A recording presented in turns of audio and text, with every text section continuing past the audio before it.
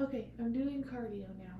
So I'm starting my interview. I already swiped in and everything. I have my equipment. My stethoscope is clean. Okay. Do you experience any chest pain or tightness? Okay. And have you noticed any swelling in your hands, arms, wrists, legs, ankles, anything like that? No. Awesome. Have you noticed any ulcers or any leg pain? No. Okay.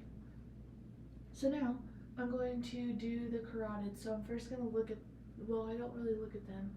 First I'm going to palpate them. So I do it one at a time. I don't feel any like masses or and no tenderness. Okay. Oh, I go like this. I'm an idiot. Wow, mine are strong. I would almost say 3+ bilaterally. So go here, a little bit lower, and then so boom, boom, boom. Okay, and then I'm going to, so 2+ bilaterally, then I'm going to auscultate. I'm going to be using my bell, because I'm listening for bruise. I'm going to make sure I'm using my bell. Yes. So when I do this, I want to ask my patient to take a deep breath and hold it. So, all right, if you'll take a deep breath for me.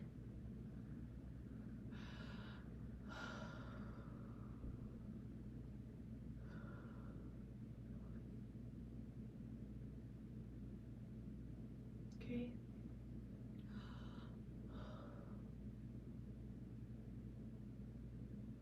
Okay.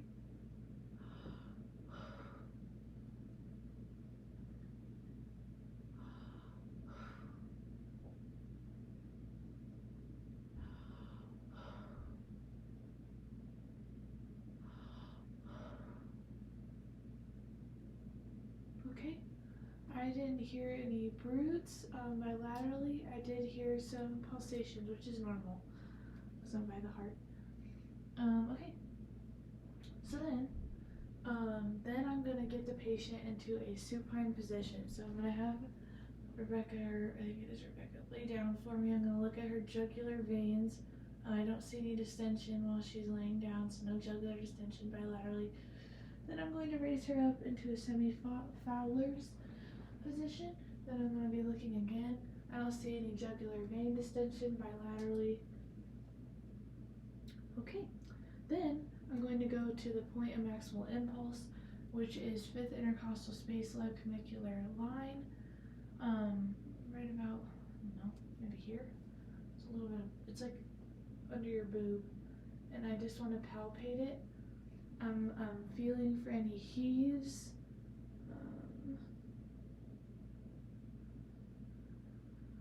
I'm looking at it. I don't see any heaves. And then I'm going to palpate it. Am I going to palpate it? Yeah, I'm going to palpate it. I don't feel any thrills. So I'm going to lift up her gown, look, I don't see any heaves. Then I'm going to touch it, and I'm going to say I don't feel any thrills. Oh, she's so nice. Okay, so now we're going to do heart sounds, which is the best part. So I'm going to be listening with the diaphragm first. I'm just going to pretend because I'm going to blow out my eardrums. Okay, so first I'm going to be listening to, I'm going to find the sternal angle, which is right here. Go to the right side, and I'm going to be on the sternal border still. So 2nd intercostal space, right sternal border is aortic. Then I'm going to slide over. 2nd intercostal space, left sternal border is pulmonic. 3rd intercostal space, left sternal border, herbs. 4th intercostal space, left sternal border is tricuspid. And then 5th intercostal space, left clavicular line is going to be mitral. And during those times, I didn't hear any adventitious, or I didn't hear any extra heart sounds or murmurs. What did I say? Oh, that's all I need to say. Okay, and then I'm gonna listen to it again using my bell. So boom, boom, boom, boom. I don't want to move too much because I think that's what kills Beautiful. Okay, so during auscultation, I heard S2 louder at the base, and I heard S1 louder at the apex, and I didn't hear any extra heart sounds or murmurs. Yep. Okay, then I'm going to palpate again at the apical impulse, which is 5th intercostal space, left midclavicular line, right here again. And and another thing that I need to do, which I totally forgot till just now, is I need to listen for S3 and S4. So I'm gonna have Rebecca at this time probably. I would have her in supine just because she's relaxed. And then I'm gonna have her lean over to her left side, like this. Sorry, no. And then I'm gonna put my stethoscope, my bell. Yeah, this is my bell. My bell at that 5th intercostal space, left midclavicular line, and listen to S3 and S4. And I would just say that I didn't hear an S3 and S4. Okay, so that's good for auscultation. I almost forgot about that. Then I'm going to do, I'm going to palpate for apical impulse, which is that 5th intercostal space, left midclavicular line. And sometimes you need to have them like bend forward. So if Rebecca is like laying down, I might have her sit up for me during this part so I can like try to feel it. I auscultate it. So actually, I'm in my stethoscope for a while. So now I'm gonna be using the diaphragm, right? I think I use my diaphragm for this. I need to check on that. I believe I use my diaphragm for apical impulse, but I'll check. So I'm just going to be staying here for a minute and just counting how many lub dubs I hear. So lub dub is 1, lub dub is 2, lub dub is 3, like that. So I just have 72 and the rhythm was regular. Okay, and then I'm going to do my pulses. So for upper extremities, I'm going to be checking radial, 2+ bilaterally, then I'm going to be checking brachial, 2+ bilaterally. Yep.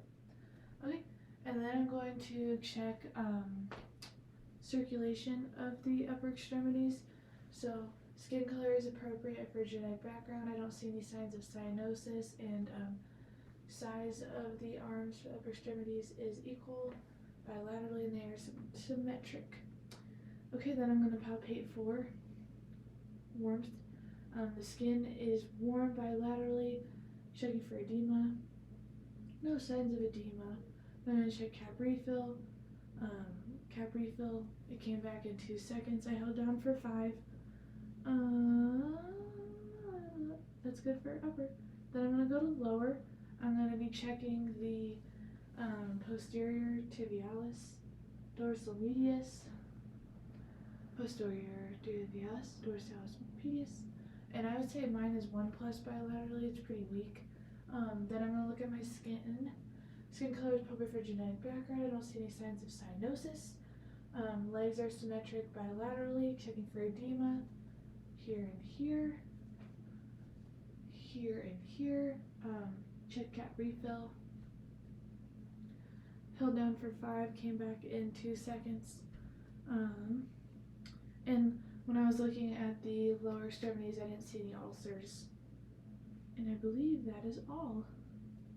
And temperature of the lower extremities is warm.